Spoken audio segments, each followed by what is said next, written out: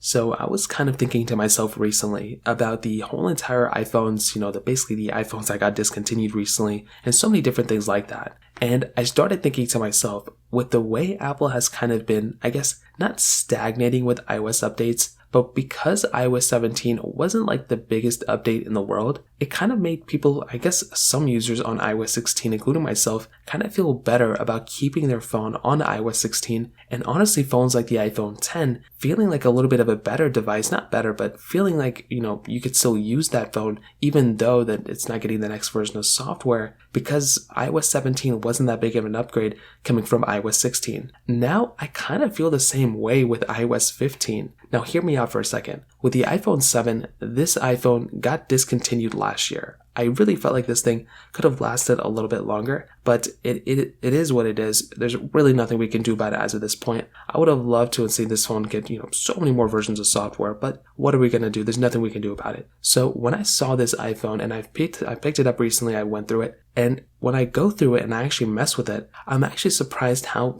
decent of a phone this thing still is. Like, it's actually a decent performing device still. But the big thing is that the security updates that Apple is still pushing out for this phone actually puts it in a very, very good spot. Although this thing, like I said, isn't worth buying anymore for the most part, if you were still owning an iPhone 7, if you were still using it, you could probably still be a happy consumer. You could still be a happy customer of an iPhone like an iPhone 7 because of the security updates Apple keeps pushing out for this thing. This thing just got an update like last week. I think it's like iOS 15.7.8 or something. That is crazy that Apple is still pushing out updates for this device, meaning that Apple knows that a lot of people are still using it. And whether it's the iPhone 7, the 7 Plus might be a better option. Although this phone, didn't get iOS 16 and it's not getting iOS 17, it is still a very interesting device in terms of performance, in terms of speed, in terms of the camera quality for the most part. It is a very, very average phone for the most part across the board, but there are still lots of customers and lots of people out there